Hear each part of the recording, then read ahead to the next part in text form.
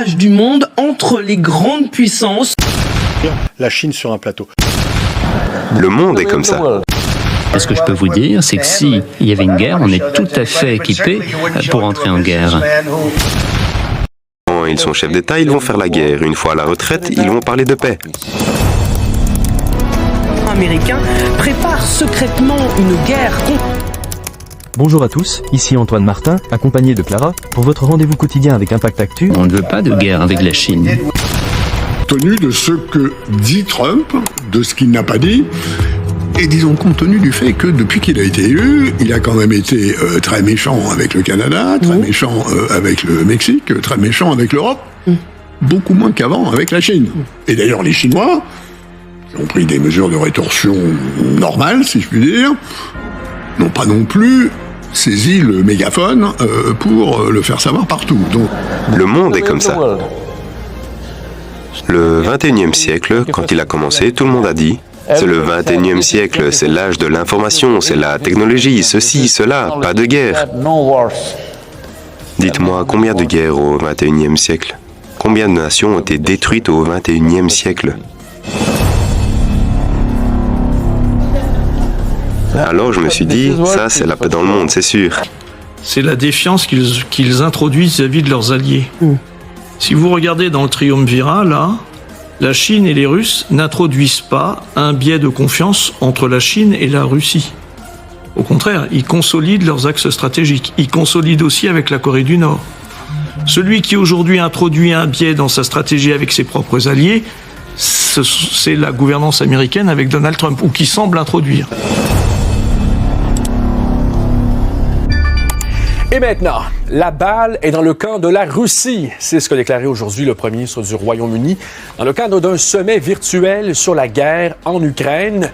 Les alliés de Kiev ont convenu d'accroître la pression sur le président russe Vladimir Poutine, qui semble très peu pressé de conclure une entente de trêve, nous dit Marc-Antoine Lemonnier. Une autre réunion des alliés de Kiev, cette fois derrière un écran, mais avec un même objectif, forcer la Russie à négocier.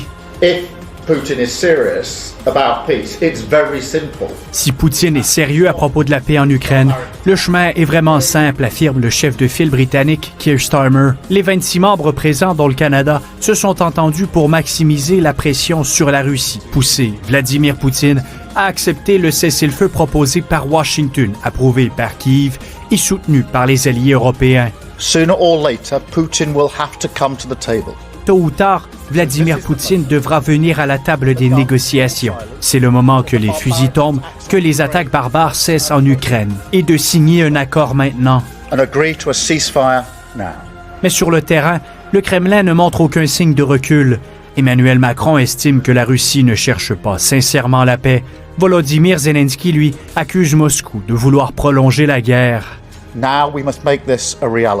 En faire une réalité, Keir Starmer insiste sur la nécessité d'une coalition de volontaires prête à être déployée en Ukraine après un accord pour garantir une paix durable, une proposition catégoriquement rejetée par Vladimir Poutine.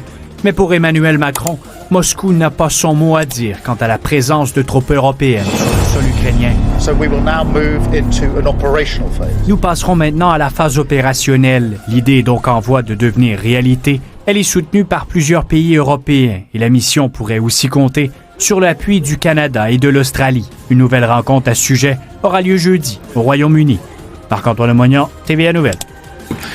Cette espèce de modération de ton de chaque côté peut laisser à penser que, après tout, les Chinois, si Trump prend le Canada, si Poutine prend l'Ukraine, et s'il peut prendre Taïwan, moi je me mets à leur place, c'est pas un si mauvais deal. Chose qui est importante quand même. Depuis 1945, les relations internationales sont des relations multilatérales. D'accord ? C'est au beau milieu de la nuit que Vladimir Poutine est arrivé à Pyongyang. Mais le régime nord-coréen n'a pas lésiné sur l'accueil. Kim Jong-un s'était déplacé pour accueillir son vis-à-vis russe. Les deux hommes se sont salués chaleureusement sur le tarmac avant de faire route ensemble vers le cœur de la capitale nord-coréenne, le long de routes décorées de portraits du président russe.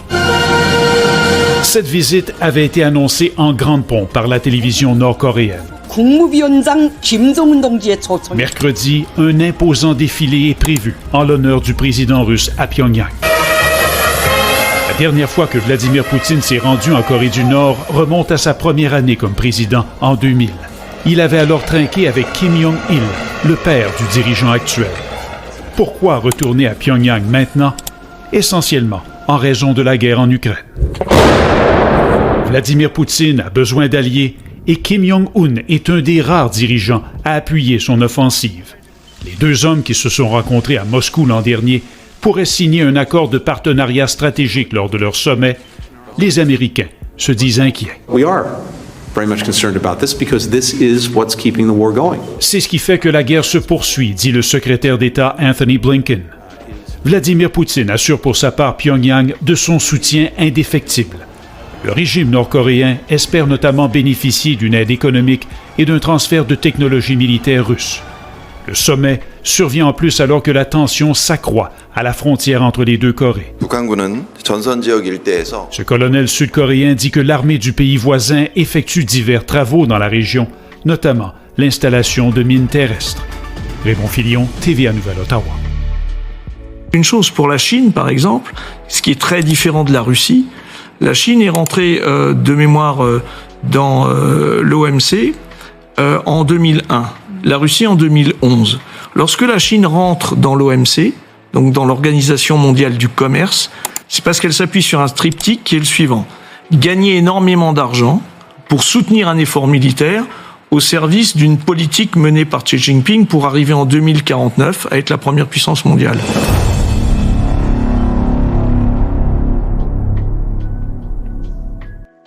Si votre mental n'est pas en paix, si vous ne pouvez pas apaiser votre mental, apaiser le fichu monde est hors de question. Parce que ce que vous voyez dans le monde est une manifestation élargie de ce qui se passe dans le mental des humains, n'est-ce pas? S'il n'y a pas d'être humain sur cette planète, le monde est en paix, n'est-ce pas? Pour l'avenir, évidemment, si je me place du côté de l'Union européenne, ou du Brésil, ou de l'Afrique du Sud, ou de l'Indonésie, ou du Japon, ou de la Corée, là j'ai un sérieux problème. À chacun son annexion? Je crois que c'est plus complexe que ça, parce que la problématique pour les États-Unis aujourd'hui, c'est la défiance qu'ils introduisent vis-à-vis de leurs alliés. Si vous regardez dans le triumvirat, là, la Chine et les Russes n'introduisent pas un biais de confiance entre la Chine et la Russie. Au contraire, ils consolident leurs axes stratégiques. Ils consolident aussi avec la Corée du Nord. Celui qui aujourd'hui introduit un biais dans sa stratégie avec ses propres alliés, c'est la gouvernance américaine avec Donald Trump, ou qui semble introduire, d'accord? Donc je pense que c'est très différent. Après qu'aujourd'hui, les uns et les autres ont des velléités, comme le dit Thomas Gomard, de redessiner le cadastre du monde en fonction de leur puissance économique, ou pour la Russie avoir un glacis, ou pour la Chine devenir la prochaine puissance, première puissance en 2049, nul n'en doute. Mais ils ont quand même des aspirations différentes. Il faut quand même rappeler une chose, pour la Chine par exemple, ce qui est très différent de la Russie, la Chine est rentrée de mémoire dans l'OMC en 2001, la Russie en 2011.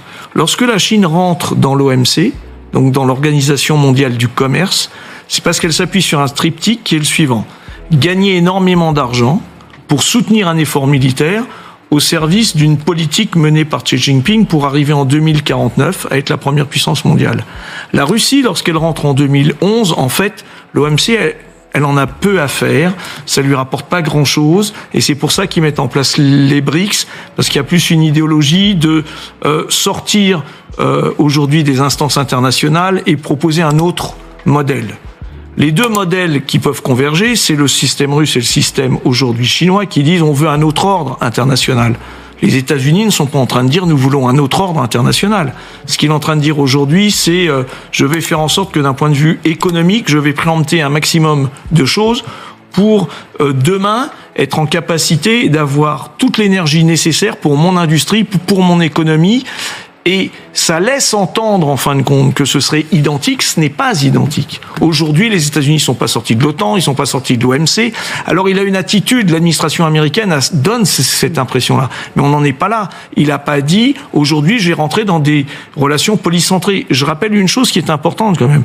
Depuis 1945, les relations internationales sont des relations multilatérales.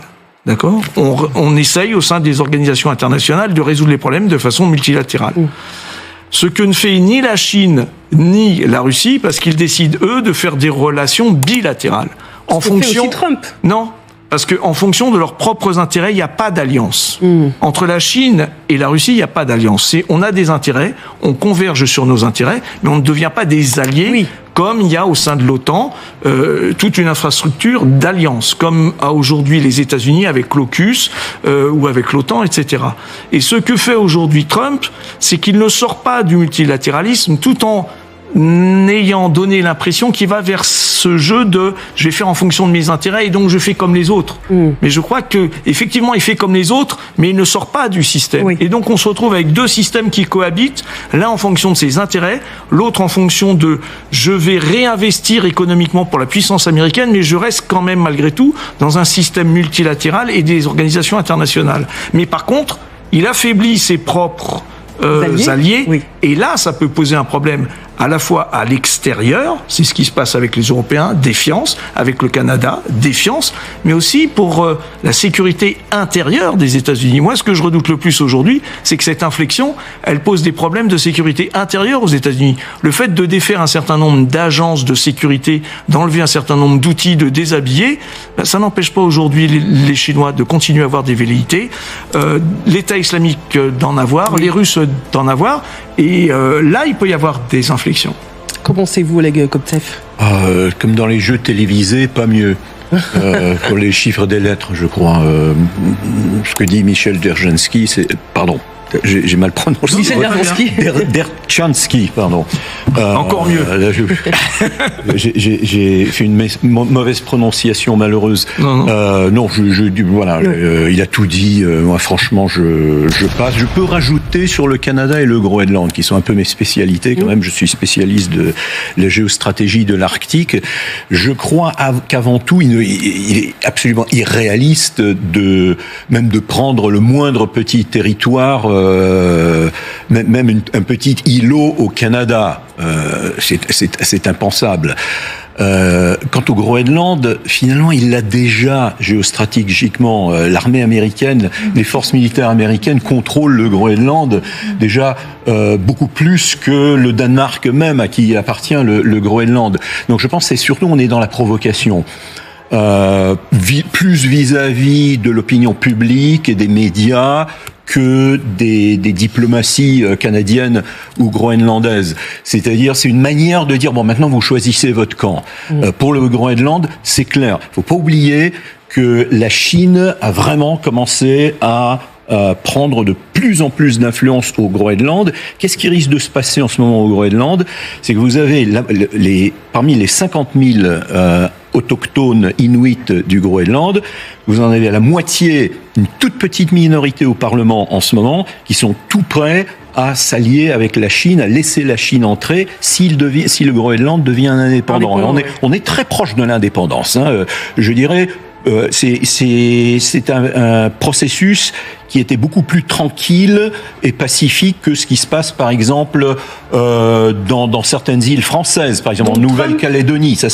On allait tranquillement vers l'indépendance, sauf qu'il y a la moitié donc de ceux qui deviendraient des citoyens groenlandais, qui sont tout à fait pour une industrialisation à fond, alors que l'autre moitié est des Inuits et qui est au pouvoir Trump en ce moment, pourrait être pris à son propre piège. Ne veut pas de cela, mais l'équilibre est extrêmement fragile. Donc Trump, quand il dit je prends contrôle du Groenland, c'est une manière de dire à Copenhague, dites donc maintenant vous faites un peu le ménage. Sinon, soit ça peut un message à double entente, soit bon finalement on peut laisser ça aux Chinois, débrouillez-vous, ou alors moi j'ai tout à fait les moyens de prendre contrôle comme je sais pas Poutine a pris contrôle de la Crimée. Ça, ce serait très facile d'ailleurs. Tatiana Picaston. Oui, c'est intéressant parce que dès que la guerre a commencé, j'ai des amis basés en Asie qui m'ont dit la Chine, elle va rester en embuscade et elle va essayer de dealer. On veut Taïwan, vous nous laissez Taïwan, et puis nous, on décidera de ce que l'on fera en fonction de quel est l'interlocuteur qui va nous laisser avoir Taïwan. Tant que Joe Biden était au pouvoir, il n'est pas allé dans cette direction. Maintenant que Donald Trump est au pouvoir, on sent bien qu'il n'a pas de stratégie géopolitique. Ce qu'il regarde, c'est vraiment America First. Qu'est-ce qui est, de mon point de vue, moi, Donald Trump, parce que son analyse n'est pas toujours la bonne, qu'est-ce qui est, selon moi, dans l'intérêt des États-Unis? Général Chevoncy. Je pense qu'il y a une question qu'il faudra se poser. Est-ce qu'il y a une vision stratégique, d'ailleurs, ce que fait Trump aujourd'hui? Est-ce qu'il parle tous les jours? Ça ne s'appelle pas une vision stratégique. Donc moi, j'attendrai avec impatience qui est la revue stratégique qui a lieu en gros tous les 4 ans, notamment quand il y a un nouveau président des États-Unis qui arrive aux affaires. Le dernier est de 2022. De voir dedans ce qui sera écrit, quels sont les objectifs à plus long terme des États-Unis d'Amérique. Et là, on comprendra peut-être un peu mieux. Parce qu'actuellement, nous avons des déclarations qui se succèdent, des objectifs qu'on semble analyser, mais on n'a pas beaucoup d'éléments. Et il serait bon de savoir quelle est la politique officielle, la stratégie officielle des États-Unis pour l'avenir du monde et sa puissance. Pour l'instant, on n'a rien. On se base sur un document de 2022 sous Biden. Il sera intéressant donc de savoir si Trump va sortir quelque chose, si effectivement il y a un objectif et comment il sera construit et ce qu'il y aura dedans sera important pour le contrôle des matières stratégiques, des minerais, les relations avec les autres États, et puis finalement ce consortium de 3 grands puissants, 3 hommes qui se trouvent, parce que c'est même pas des États en fait, c'est 3 personnes qui sont ensemble, qui ont le même tempérament, et la notion de partage du monde, oui, moi je pense qu'aujourd'hui il y a un risque réel. En gros, on va mettre le monde à notre main, et les 3 compères vont se mettre d'accord sous notre dos. Je pense qu'il faut y réfléchir.